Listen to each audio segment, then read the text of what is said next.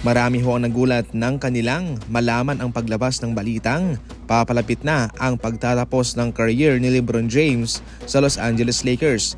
Ayon mismo kay Brian Windhorst ng ESPN, 2026 ang date, ang taon kung saan papakawalan ng Los Angeles Lakers itong si LeBron. Unang-una pa lang daw ay hindi nga ho binigyan ng Lakers si LeBron ng contract extension. Kaya ginamit mismo ni LeBron James ang kanyang player option para manatili sa Lakers at pagkatapos ng taong ito ay magiging unrestricted free agent na siya. Handa na ang Lakers na iwan sa ere itong si LeBron.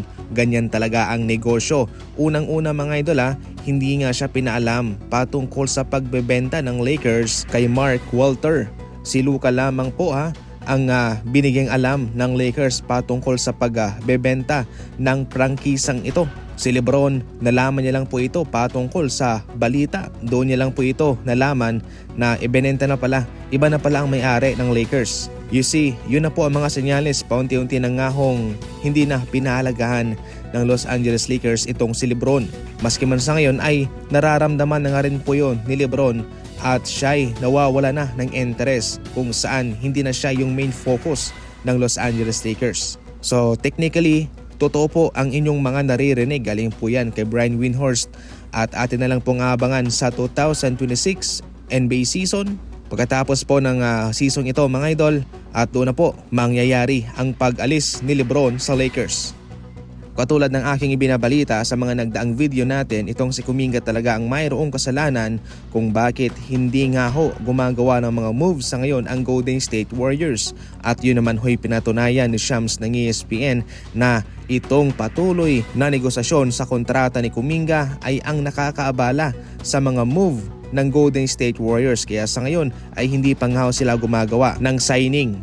Kaya kung sakaling nag-approve lang, kung sakaling nagkasundo lang itong si Kuminga sa anumang offer ng Golden State Warriors, ay check na mayroon silang pinapirmang mga free agent o baka sakali nag-trade na nga ho sila. Kung si Kuminga ay aalis sa Golden State Warriors, syempre iba po ang kukunin ng Golden State Warriors. Kung sakaling mananatili si Kuminga sa Golden State, syempre iba rin po ang kukunin ng Golden State Warriors. Kaya sabi ko nga nakadepende talaga sa kung ano man ang magiging desisyon ni Kuminga, sa kung ano rin po ang mga kukuning mga manlalaro o free agent ng Golden State Warriors. Sayang, naunahan na sila ng LA Clippers patungkol kay Brook Lopez. Samantalang si John Collins nakuha na nga rin po ng Clippers. Sa ating huling balita naman, pinapirma na nga ho ng Indiana Pacers itong si Isaiah Jackson sa isang 3-year contract worth $21 million. Ngayon marami ng center itong Indiana. Mayroon pa silang Jay Huff galing sa Memphis Grizzlies, si Tony Bradley at si James Wiseman. 4 na po ang kanilang big man. Totally ang 4 na yan ay magkikikompete sa kanilang minuto sa center rotation ng Indiana Pacers. Isa ito talagang malaking kapalpakan para sa Pacers mga idol, ang pagpapakawala kay Miles Turner. So ngayon, nalilito na sila kung sino ang kanilang gagamitin. Sa kabilang banda naman, malaki po ang pagsubok na kakaharapin itong si Devin Booker sa kanyang malaking kontratang pinirmahan sa Phoenix Suns. Sa isang season nga ay sasahod siya ng $72 million.